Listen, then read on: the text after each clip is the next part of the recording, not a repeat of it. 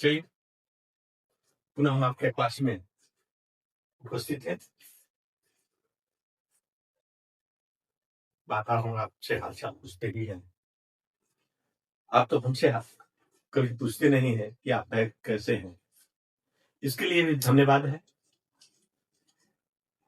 हमारा काम है कर्तव्य करना। It is my duty. और कहा भी गया है कि duty is more valuable then love. कर्तव्य जो होता है वह प्यार से बड़ा होता है। इसलिए आपका काम है मुझे प्रेम करना, आपका काम है मुझे उत्साहित करना, आपका काम है मुझे प्रोत्साहित करना, और हमारा काम है अपना कर्तव्य। तो आप जैसा पसंद करते हैं वैसा ही कीजिए। As you like you can do, क्योंकि आप स्वतंत्र हैं। आज पुनः मैं उसी पर चर्चा कर रहा हूं जिस पर मैंने आज 3 दिनों से मैं चर्चा कर रहा था। Position of article. तो कल हमने आपको पोजीशन ऑफ आर्टिकल में यह बताया था कि 2 ऑर्डिनल नंबर हो और एक ऑर्डिनल नंबर के पहले आर्टिकल हो। ऑर्डिनल नंबर के पहले आर्टिकल दी का ही प्रयोग करते हैं, ए एन का प्रयोग नहीं करते हैं। हमने कल भी बता दिया था। तो 2 ऑर्डिनल नंबर हो और दोनों ऑर्डिनल नंबर एंड से जुड़ा हो और पहला ऑर्डिनल नंबर के पहले अगर आर्टिकल का प्रयोग हो तो एक ही व्यक्ति या वस्तु का ही बोध। लेकिन 2 ऑर्डिनल नंबर एंड से जुड़ा हो और पहला ऑर्डिनल नंबर के पहले कोई आर्टिकल हो तो आने वाला नाम जो है वह हमेशा फुल ऑफ होता है। यह हमने बताया था। दूसरा हमने बताया था कि 2 ऑर्डिनल नंबर हो और दोनों एंड से जुड़ा हो और दोनों ऑर्डिनल नंबर के पहले आर्टिकल हो तो आने वाला नाउन जो है वह सिंगुलर होता है। यह हमने कल पीछे वाले क्लास में बता दिया था। आप उसको ध्यान से देखिए। और कॉमन एरर जो है उसमें आप मिलाइए कीजिए। बाद में हम कॉमन एरर से भी कुछ क्वेश्चन देंगे आपको। आज हम पुनः वही रिपीटेशन ऑफ आर्टिकल पर चल रहे हैं। अगर 2 नाउन हो, सिंगुलर नाउन है, और दोनों सिंगुलर नाउन जो है एंड से जुड़ा हो, 2 सिंगुलर नाउन हो और दोनों एंड से जुड़ा हो और पहला सिंगुलर नंबर के नाउन के पहले, पहला नाउन के पहले अगर आर्टिकल का प्रयोग किया गया हो तो इससे भी एक व्यक्ति या वस्तु का ही बोध होता है। पुनः सुन लीजिए। 2 नाउन हो, दोनों नाउन एंड से जुड़ा हो और पहला नाउन के पहले कोई आर्टिकल हो तो एक ही व्यक्ति या वस्तु का बोध होता है। स्ट्रक्चर है आर्टिकल आर्ट, DAN। उसके बाद यहां लिखा हुआ है एस नाउन। एस का मतलब होता है singular noun plus and plus singular noun. Structure पुनः देख लीजिए। DAN कोई तीनों में से एक आर्टिकल होगा, प्लस सिंगुलर नाउन है, प्लस एंड और प्लस सिंगुलर नाउन। इससे हम लोगों को एक ही व्यक्ति या वस्तु के बोध होता है। जैसे a singer and musician, a singer and A musician, अर्थात एक ही व्यक्ति है जो गायक भी है और संगीतकार भी। एक ही व्यक्ति है जो गायक भी है और संगीतकार भी। एक इसका मेक सेंटेंसेस बना लेते हैं हम लोग। Mohan is a singer and musician.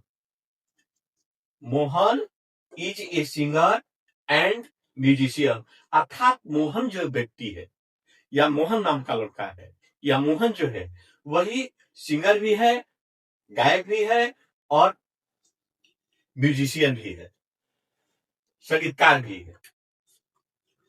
दूसरा एग्जाम्पल ले लेते हैं हम, the principal and secretary. The principal and secretary, यहां देखिए सिंगर सिंगुलर है, म्यूजिशियन सिंगुलर है, प्रिंसिपल सिंगुलर है, सेक्रेटरी सिंगुलर है, पोएट सिंगुलर है, राइटर सिंगुलर है। क्योंकि हमेशा बार बार दिमाग में रखिएगा कि ए एन डी, हम लोग ए एन का जो प्रयोग करते हैं उसके पहले सिंगुलर का ही प्रयोग करते हैं। ये सब a poet, the principal and secretary, अर्थात एक ही व्यक्ति जो है वह क्या है, प्राचार्य भी है और सचिव भी है। एग्जाम्पल इसको फिर मिक्स सेंटेंस पे ले लेते हैं, Ram is the principal and secretary, अर्थात राम ही एक व्यक्ति जो है वह प्रिंसिपल भी है, प्राचार्य भी है और सेक्रेटरी सचिव भी है। दोनों एक ही व्यक्ति है, राम ही है जो प्रिंसिपल भी है और सेक्रेटरी भी है, अर्थात दोनों है। दूसरा हम लोग ले लेते हैं ए पोएट एंड राइटर, अर्थात एक ही व्यक्ति जो है वह पोएट भी है, कवि भी है और लेखक भी है। चलिए, Raghu was a poet and writer, Raghu नाम का व्यक्ति जो है था वह क्या है, एक कवि भी है और एक लेखक भी है। एक और एग्जांपल ले लेते हैं, a novelist and a dramatist. A novelist and dramatist, तो Shakespeare was a novelist and a dramatist. तो शेक्सपियर क्या था, वह उपन्यासकार भी था और नाट्यकार भी था। तो आपने देखा कि दो सिंगुलर नाउन एंड से जुड़ा हो और पहला नाउन के पहले कोई आर्टिकल का प्रयोग हो तो एक ही व्यक्ति या वस्तु का बोध होता है। यह आप हमेशा दिमाग में रखे रहिएगा।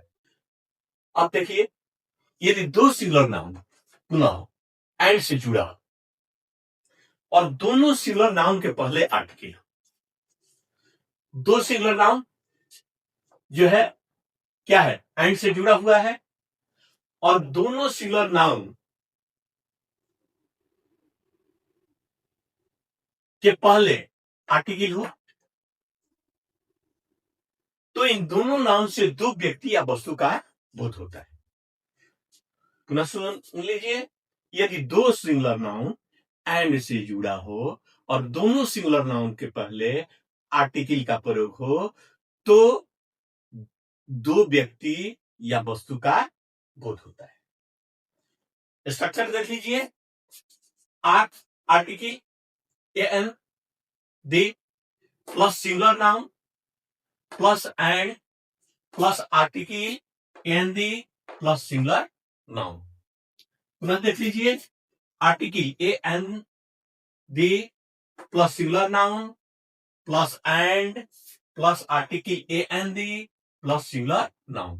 तो इस तरह का स्ट्रक्चर आपको मिलता है तो आप दो व्यक्तियों या वस्तुओं का बोध होता है।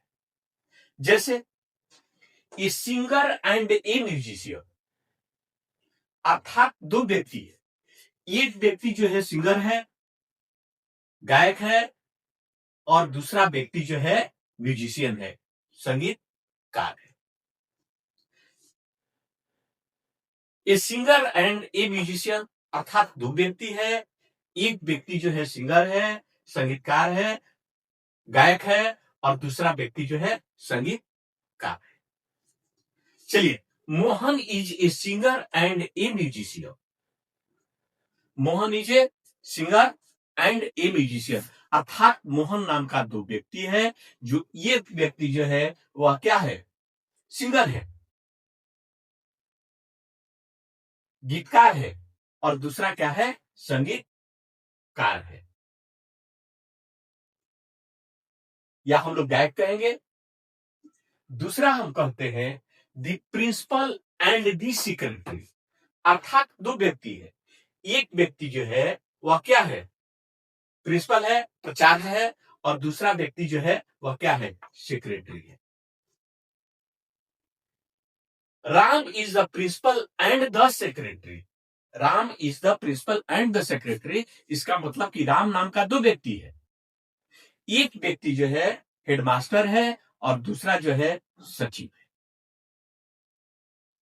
तीसरा एग्जांपल लेते हैं, ए पोएट एंड ए राइटर, अर्थात दो व्यक्ति है, एक व्यक्ति जो है पोएट है, कवि है, और दूसरा जो है लेखक है। चलिए, Raghu was a poet and a writer, अर्थात रघु नाम का दो व्यक्ति है, जो एक व्यक्ति जो है कवि है और दूसरा जो है लेखक है। तीसरा कहते हैं a novelist and a dramatist, तो यह भी दो व्यक्ति है, एक व्यक्ति जो है उपन्यासकार है और दूसरा व्यक्ति जो है नाट्यकार है। हम लोग कहते हैं Shakespeare was a novelist and a dramatist, अर्थात शेक्सपियर वह शेक्सपियर नहीं, शेक्सपियर नाम का कोई भी व्यक्ति को हम लोग मान सकते हैं। कोई भी दो व्यक्ति है, दो शेक्सपियर है, एक शेक्सपियर जो है वह नोवेलिस्ट उपन्यासकार है और दूसरा जो है वह नाट्यकार है। तो मेरे दोस्त, हम यहां तक रिपीटेशन ऑफ द आर्टिकल हमने बता दिया।